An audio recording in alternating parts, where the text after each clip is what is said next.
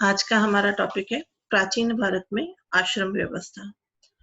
भारत के सामाजिक जीवन की पहली विशेषता आश्रम व्यवस्था थी।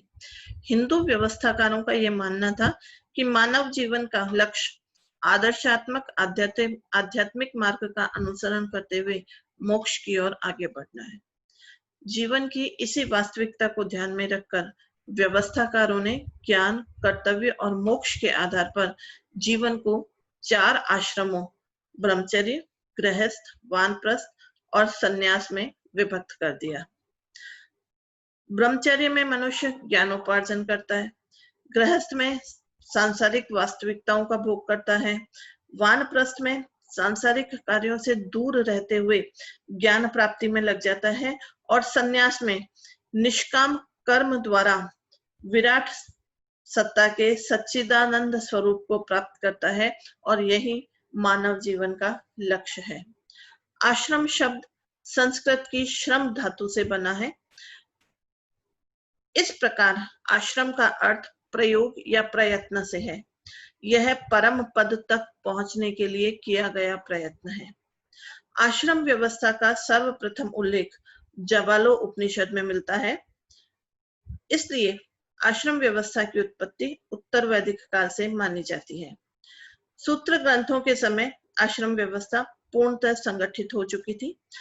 यह आश्रम व्यवस्था 3 वर्णों के लिए ही थी। महाभारत और पुराणों में आश्रम व्यवस्था का उद्भव ब्रह्मा से माना गया है। बौधायन गृहसूत्र के अनुसार प्रहलाद के पुत्र कपिल ने देवताओं के स्वर्ग में इसका आरंभ किया था। इससे स्पष्ट होता है कि देवताओं की दृष्टि में आश्रम व्यवस्था जीवन की अत्यंत उन्नत और विकसित अवस्था थी।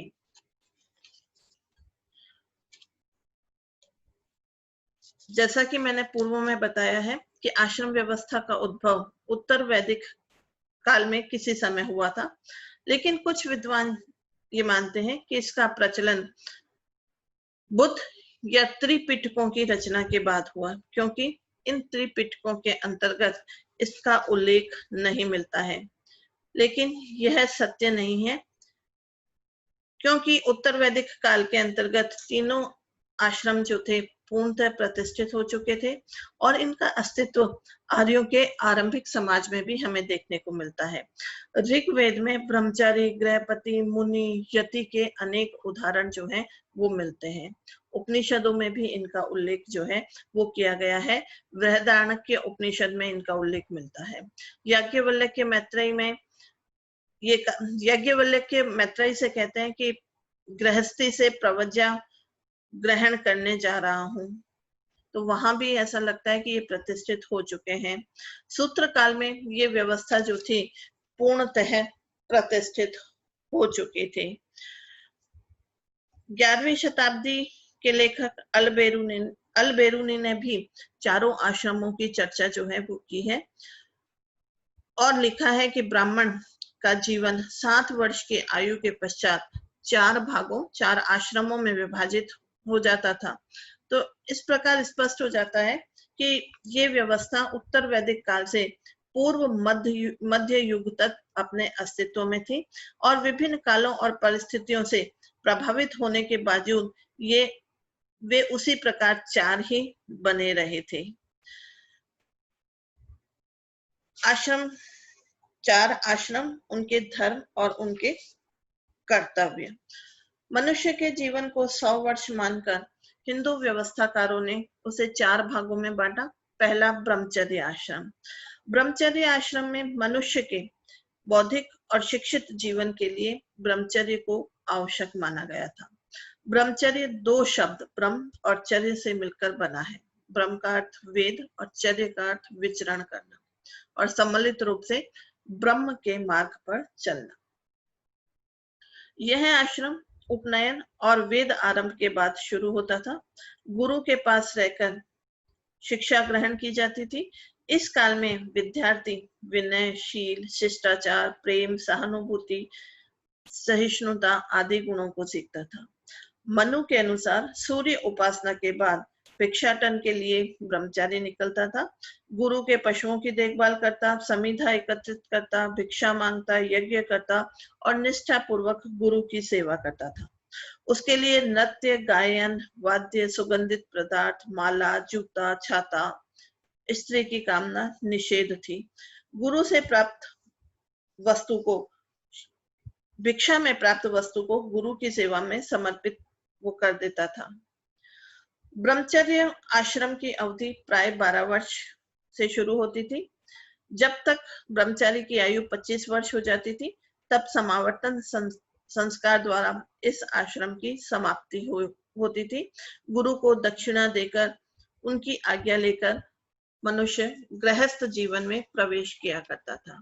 ब्रह्मचारी 2 प्रकार के हुआ करते थे। उपकुर्वाण,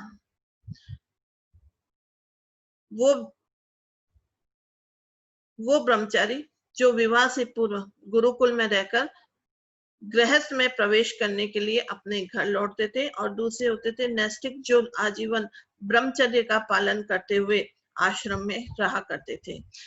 प्राचीन काल में स्त्रियों का भी उपनयन हुआ करता था और सूत्र काल तक उन्हें भी वेदा अध्ययन का अधिकार जो था वो प्राप्त था। दूसरा आश्रम था गृहस्थ आश्रम। गृहस्थ शिक्षा प्राप्ति के बाद ब्रह्मचारी विवाह करके गृहस्थ आश्रम में प्रवेश किया करता था, और गृहस्थ आश्रम का विशेष महत्व जो है वो माना गया है। इसे तीनों आश्रमों में सबसे उत्तम आश्रम माना गया है, क्योंकि ब्राह्मण धर्म आरंभ से ही प्रवर्त मार्गी है, इसलिए इसे महत्व दिया गया है। दूसरा, यज्ञ, हवन, धार्मिक कार्य जो थे वो भी गृहस्थ आश्रम में रह के ही पूरे हुआ करते थे। मनुष्य गृहस्थ में रह के 3 पुरुषार्थों की प्राप्ति करता था, और 3 ऋणों से मुक्ति भी गृहस्थ में रहते हुए ही हुआ करती थी। गृहस्थ ही तीनों आश्रमों का पालन पोषण किया करता था।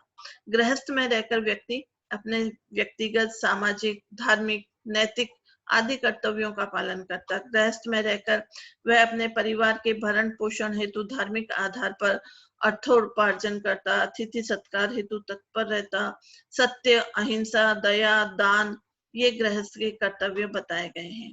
प्राचीन काल में गृहस्थ के लिए जो नियम थे उनका झुकाव त्याग और आध्यात्मिक जीवन की ओर अधिक था। गृहस्थ के लिए भौतिक और सांसारिक सुखों को स्वीकार करते हुए भी उन्हें सीमाबद्ध किया गया था। गृहस्थ आश्रम के बाद वानप्रस्थ आश्रम। जब मनुष्य अपने समस्त गृहस्थ कर्तव्यों और उत्तरदायित्वों को संपन्न कर लेता, तब वह मोह माया त्याग कर वानप्रस्थ की ओर आगे बढ़ता था। मनु के अनुसार जब व्यक्ति के बाल श्वेत होने लगे और शरीर पर झुर्रियां पड़ने लगे, तब वह वानप्रस्थ होकर जंगल की ओर चल दे। धर्मशास्त्रकारों ने यह व्यवस्था संभवतः इसलिए की कि व्यक्ति धीरे धीरे त्याग और वैराग्य का जीवन अपना सके। अतः गृहस्थ जीवन के बाद जो वानप्रस्थ नहीं अपनाते वे पापी जो थे वो कहलाया करते थे। वानप्रस्थ के जीवन में मनुष्य त्याग, तप, अहिंसा और ज्ञान का अर्जन करता था। विद्या, शरीर की शुद्धि, तपस्या की वृद्धि के लिए वह वानप्रस्थ के अंतर्गत प्रवेश करता था, और इस उद्देश्य की प्राप्ति के लिए वह संयमित और कठोर जीवन की पालना करता था। वानप्रस्थी का जीवन त्याग, साधना और तप का जीवन था। मनु के अनुसार वानप्रस्थी को सर्वदा वेदा अध्ययन करता रहना चाहिए। ठंडा, गर्म, सुख, दुख, मान, अपमान आदि द्वंद्वों को सहन करते हुए सबसे मित्र भाव रखना चाहिए, दानशील बनना चाहिए और सभी जीवों पर दया करनी चाहिए। इन नियमों का अनुसरण करते हुए व्यक्ति वानप्रस्थ का जीवन 50 से 75 वर्ष तक व्यतीत करता था। दिन में 2 बार यज्ञ का अनुष्ठान करना उसका परम धर्म होता था। इस प्रकार इंद्रिय निग्रह, जीवों के प्रति दया का भाव रखना जो है वो वानप्रस्थ आश्रम के अंतर्गत आया करता था। अंतिम आश्रम जो था वो था संन्यास आश्रम। संन्यास आश्रम में व्यक्ति निष्काम कर्म करता हुआ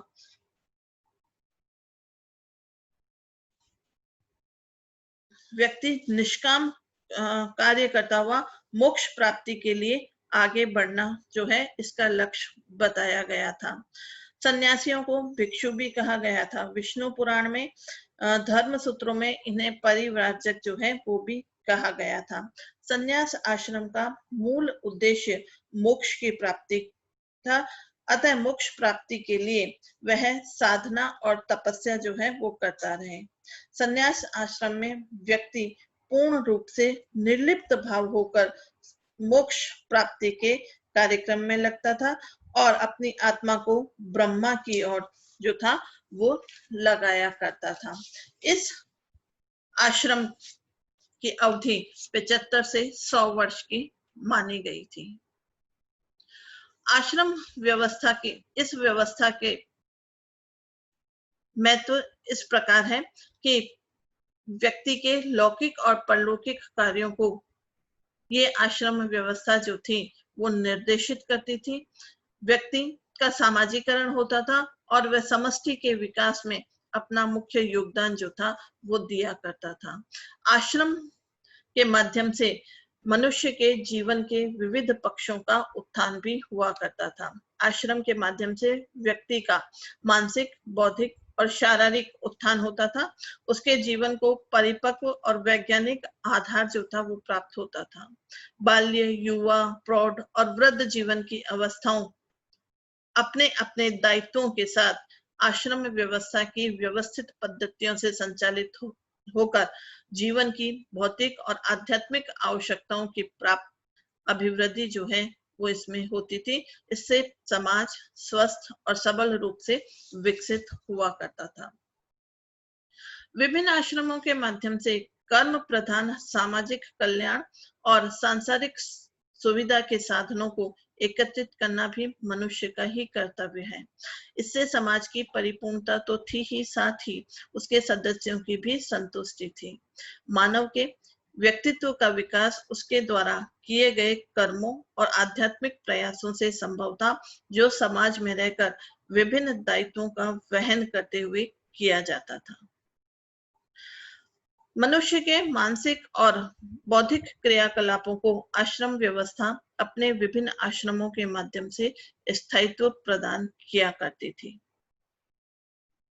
इससे मनुष्य अपने विविध आयामों और कार्यों को संपन्न करके मानसिक संतुष्टि प्राप्त करता था और इससे सामाजिक तारतम्य जो था वो बना रहता था।